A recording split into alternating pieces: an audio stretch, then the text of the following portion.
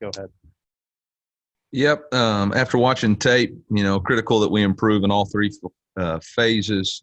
All three phases had significant errors that prevented us from having an opportunity to win the game, self-inflicted wounds. Before we can win a championship, we must first not beat ourselves, and that's really the message to our team. We got to play team football. Too many times, the defense went 3 and out. Offense went 3 and out. Offense has got to get a drive going right there. We gave up a touchdown on defense, and then the offense didn't do anything with the football. We end up not converting on a 4th down right there. So got to learn to play complementary football, and that's our focus this week is feeding off the energy of each other, and then making sure before we can win a championship, we must first prevent from beating ourselves. Tough task ahead of us this week. Obviously got a really good football team. They're leading. I think they got the nation's longest winning streak with 7 wins right now. They got a ton of momentum. Obviously Coach Pruitt's done an unbelievable job going on his 3rd season there. He's really dug that Tennessee from a place that was in a dark spot, and he's really done an excellent job recruiting, establishing his culture. He's got tremendous schemes on offense and defense and special teams that you can tell that they're extremely well coached in all 3 phases. He's got a senior quarterback who's played a lot of football in this league and does an outstanding job of being putting the ball where it's supposed to be when it's supposed to be there. You can tell he's adapted to the offensive system. They're very big up front on the offensive line. Every one of their starters is over 300 pounds. They got excellent running backs, big, long, physical wide receivers out on the perimeter. So another tall task for our defense. Offensively, they return a bunch of starters. I think I got there they have 8 returning starters on the defensive side of the ball, or guys who played significant minutes. And do an excellent job with their schemes. Derek Ansley is a really bright football coach and a defensive coordinator on the rise. And so know that it'll be a very difficult task. Final thing, just want to address something that occurred after the game. We're new to each other, just dealing with the media. And there was some unfair questions asked to our players, specifically a wide receiver. I'm the one that calls the football plays. I design the plays. If you got a question about why somebody's not getting targets or why they're not getting the football, I'd appreciate if those questions come to me. We put him in a bad situation, and that was not fair to the young man after that game, after the first game of the year, to question why he wasn't being used enough. I thought was really just tacky and trying to divide a football team, and I didn't appreciate it. And with that, would like to open those kind of things up for if you want to be critical of those kind of things. Again, I'm the head football coach and the offensive coordinator, and how we utilize players in our offense and our defense and our special team ultimately results and lies with me. And I'd like for those questions to come to me. And with that, I'll open it up for questions. All right, first one's going to come from Gabe DeArmond with Power Mizzou. Gabe, go ahead.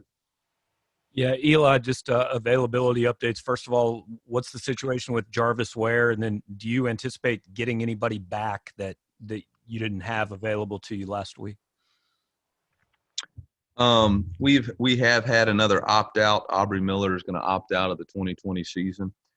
Jarvis Ware is day-to-day, and we hope to get him turned around for Saturday. We are in that gray area. There's a 4-day return to play protocol with some of our guys. And depending on how these next 2 to 3 days and the results of that testing goes, will determine who's available. We had 0 positive tests on Sunday, and we took a test again this morning, and I'll get those results tomorrow. And then we take another test on Thursday, and I'll have those results. So as of now, there are no new updates other than those 2 updates. Mitchell, 40, go ahead. Hey, Eli. I know you touched on Zeke Powell a little bit last week, but I was just curious, how did he kind of come on your all's radar? And was he someone when you brought to campus in early August that you could have envisioned, starting week 1? We knew Zeke was incredibly talented. Coach Woods had been recruiting him. He was the primary junior college recruiter.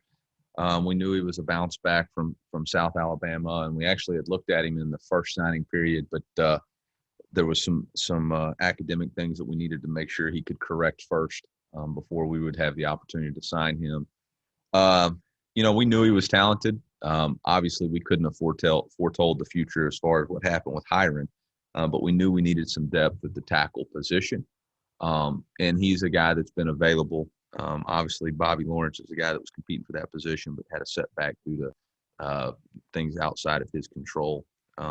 He did a nice job for his first, SEC start. But there's a lot of things I know after watching that tape, he knows that he can do better on, and that's really our focus. All of us improving, finding ways to improve this week. Dave Matter, St. Louis Post-Dispatch. Go ahead, Dave. Hey, Eli, outside of some of the negative plays we saw, just how'd you think Sean played, and after watching the film of his game? I mean, negative plays are part of the plays as a quarterback.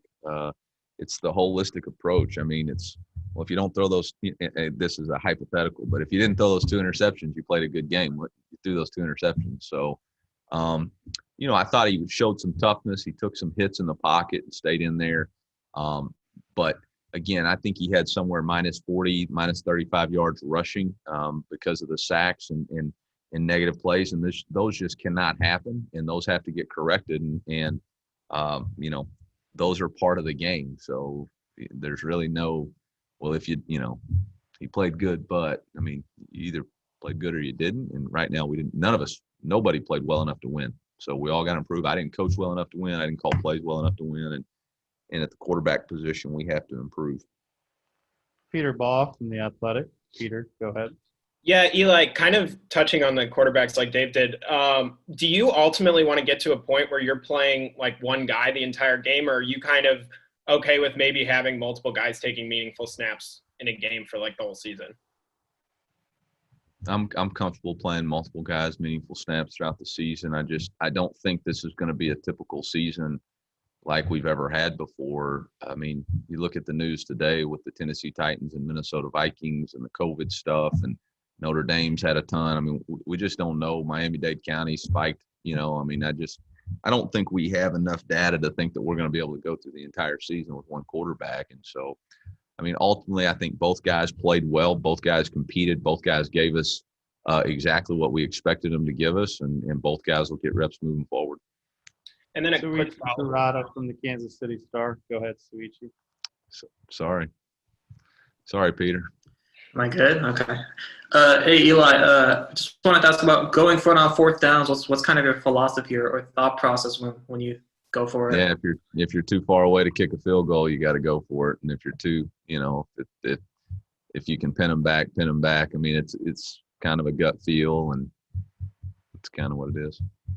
Obviously, the last 4th down of the game, I mean, there's no point in kicking a field goal. It was either score a touchdown or nothing. And, we need every rep we can possibly get right now. We've been cheated out of, spring practice and practices and all that. So, we need to take advantage and own every opportunity and every rep we can get. And that's really what that last drive was all about was, we need that 2-minute work. We need those drives and those opportunities. And that's what we were trying to do. Peter, sorry, you can get your follow-up now. Oh, you're good. With Connor, was him playing the first series of the second quarter, was that something you guys had planned out before the game, or was that just kind of the feel of how the game was going? No, it's what we planned. Gotcha. Adam Cole from the Missourian. Adam, go ahead. Hi, Coach. Now that you've had a bit of time to look at film, I'm just curious what stood out to you about Larry Roundtree's performance Saturday. Yeah, I mean, he's a tough physical runner, and he didn't back down. Yep. Eric Blum from the Missourian. Eric, go ahead. From the Tribune, not the Missourian. It's all right though. Just Coach, going back to the quarterbacks. Excuse me. What did you like about the play, either in camp or whatever you saw during the summer, about Sean and Connor that made them 1-2, or however 1A, 1B on your depth chart, whatever you call it? they were consistent in getting our football team into the end zone. And really that's the number one criteria for being the quarterback. It's really not stats. It's really not, all the different other measurements. It's about, do you lead your team to scoring drives? And those guys were consistent in doing that in fall camp. And that's what they've got to both consistently do. Connor was, 50% on scoring drives. He had one touchdown in the first drive. He didn't. And he had an opportunity on that scramble to get the first down with his feet. And that's the thing that we have to do. We have to take advantage of the plays that we have and make the layups that we have for us to consistently stay on the football field. And I thought he showed incredible growth because on the last fourth down, he did use his feet to score. So that was positive. Next one comes from Mitchell 40 from Power Mizzou. Mitchell, go ahead. Eli, we've seen just throughout football, receivers are used more and more now in the running game, both through handoffs, but also kind of in extensions of the running game with quick screens and throws out to the flat. I'm curious, just what is the advantage of using receivers in that way in your offense? Yeah, it's just about getting guys with speed and quickness, the ball in their hands. They have a different skill set in the open field than maybe a wideout or than a running back does. And, running backs usually run behind traffic. You try to get those guys out on the perimeter and go from there. Andrew Kaufman from KMIZ. Andrew. Hey, Coach. Going to Tennessee, Neyland Stadium has more than 100,000, fans usually. The fact that that's going to be limited, do you feel like that's an advantage for you guys getting to play there with limited fans in the road team? I have no idea. I've never been to Neyland Stadium. I've never been to Knoxville, Tennessee. That's the thing about football. Each week is a whole new set of challenges, and you're going to have to really zone in and focus on what you can control. Anytime you go on the road, it's about your team and the energy you create, the focus that you have, the competitive fight that your team will put to all get on the same page and feed off each other's energy. So to me, whether there's 100,000 people in the stands or whether there's 2,500 cardboard box cutouts, it's going to be about our team and our energy and our focus, and really doesn't have anything to do with them. Gabe Bjarman from Power Mizzou. Gabe. Yeah, considering how limited he was throughout camp, did you like what you saw out of Damon Hazelton and just how involved he was in the game plan on Saturday night? Yeah, I think he started slow. I think that's probably a result of the lack of practice time and consistency and being available for practice. And I think he noticed that.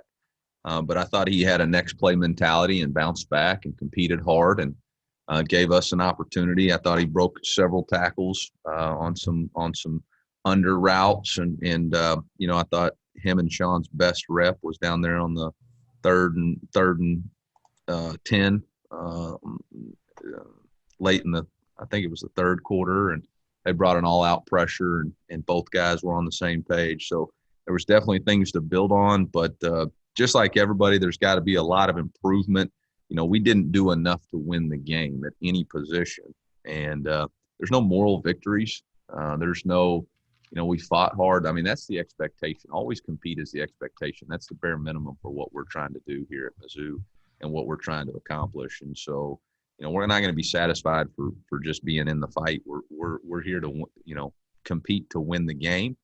And before we can win the game, we got to keep from beating ourselves. And those were the things that showed up on tape. And it's not just one person; it's everybody. And it starts with me and works our way down to the staff, to the players. We got to control what we can control. Dave Matter from the St. Louis Post. Dave. Eli, how did you feel like some of the new in-game policies down on the sideline went? Was it pretty smooth getting adjusted to things?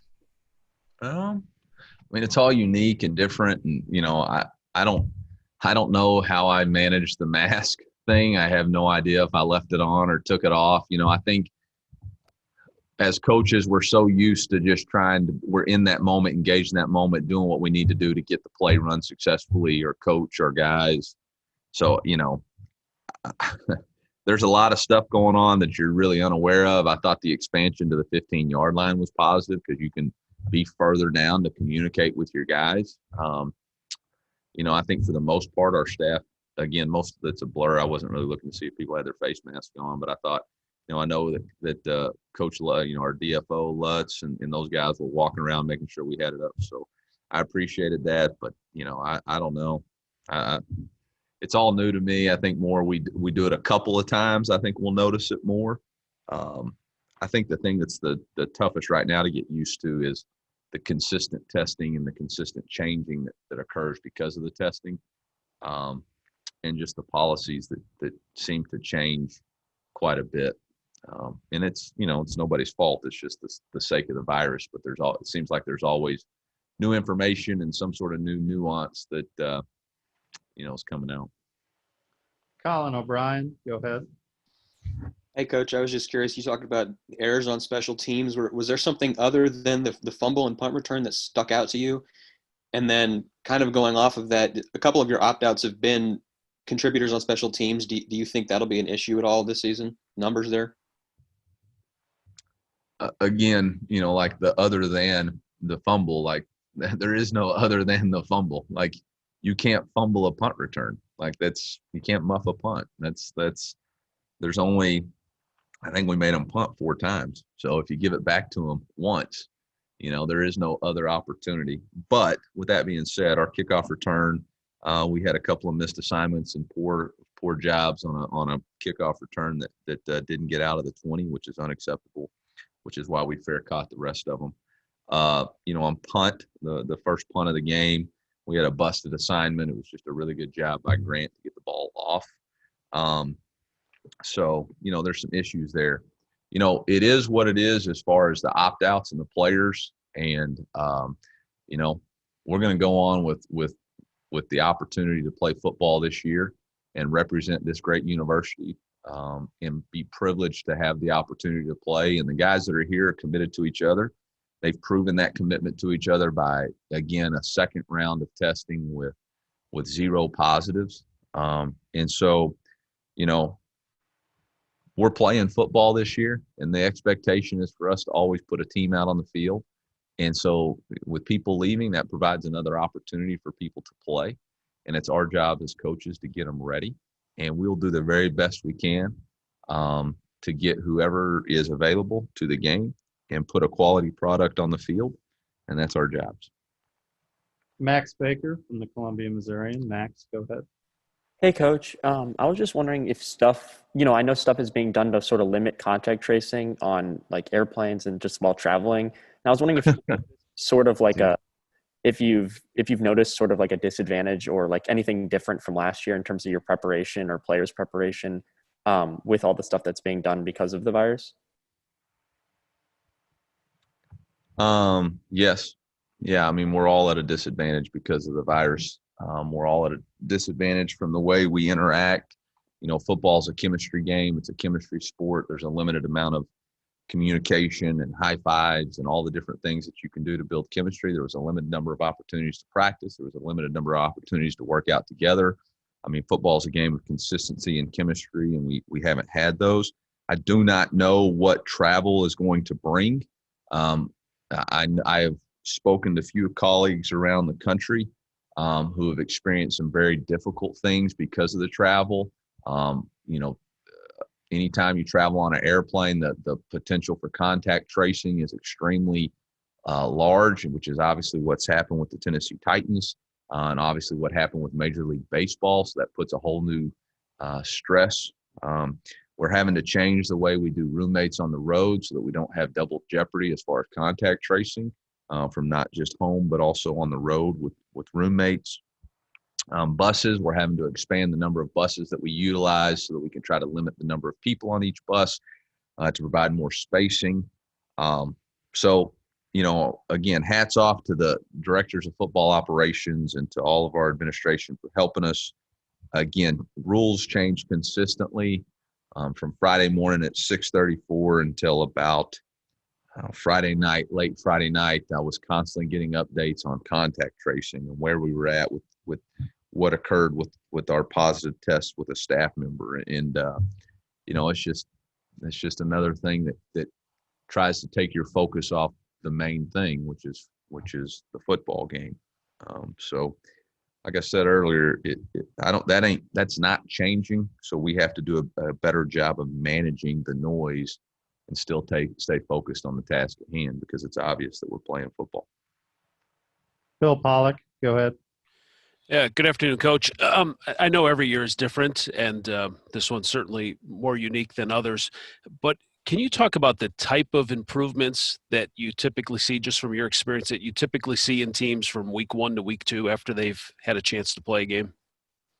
Yeah, I think the tackling and sustained blocking is usually number one. Clock management, special teams is usually another area, and then the speed of the game.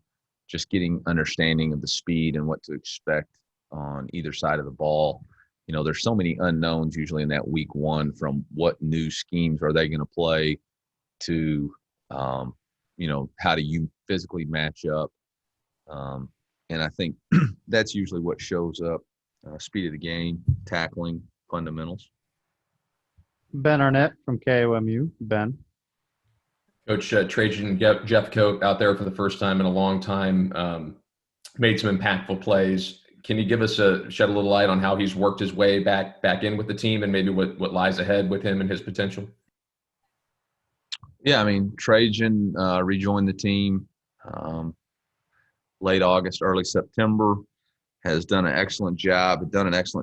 On his own, working out, staying in shape, and Coach Haley did a really nice job of getting reacclimated to the schemes and understanding what we're doing and getting him ready. And then I thought Coach Walters did a nice job of incorporating him just enough in the game for him to be able to make an impact. And, you know, we're excited about his growth as a player and what he brings to our football team.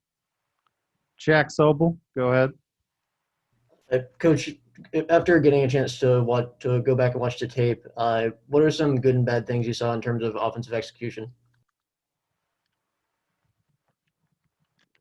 We were pretty good on third downs. I think 8 for 16 is 50%. The goal is to be 48%. That's good. The negative was too many major negative plays. We had a fumble. We had at least 3 sacks, 2 of them for extremely lost yardage. We weren't able to consistently establish the run game because we were behind the chains. We had at least 3 drops, maybe 4, the balls that hit us right in the chest. So things that get you beat, again, those are self-inflicted issues that we've got to get corrected. All right, we got time for 2 more. First one's going to go to Blum from the Tribune. Eric, go ahead. Hey, Coach. After games, are you usually you want a late night game? Are you going to sleep as soon as you get home, or are you breaking down game film right as soon as it ends, or are you waiting until the next morning to do stuff like that usually? Depends on the game and the circumstance and the time. I definitely do not go straight to sleep. I probably replay the game in my mind a lot and write notes and think about things that we got to improve on, and really the process to being 1-0 starts over immediately after the game, where you start figuring out what you have to do to improve and what were the areas that you felt like, for me, I start with where did I let the team down? Where do I have to be better? What could I have done differently? What do I need to do differently? And then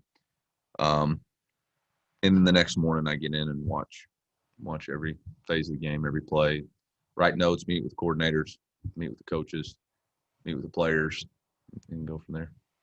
All right, last one's going to come from Peter Baugh from The Athletic. Go ahead, Peter. Eli, it seemed like when Jarvis went down, Ish Burdine got a lot of playing time after that. What kind of did you see from him in preseason camp to make you feel comfortable with him in such a big role? I mean, Ish is a good player. He's got good skills. He's earned the ability there. We had a plan for him to play in the game, regardless of what happened, with Jarvis. So we knew he was going to play. We were confident in his abilities to get in the game. Feel comfortable with a lot of different corners to play. We have a 5 DB system back there, so we got to have a lot of different guys that can play. And he worked hard this summer to put himself in a position to be available and be ready. And so we were glad he got that opportunity. All right, with that one, we'll let Coach go. Thanks, guys. Thank y'all.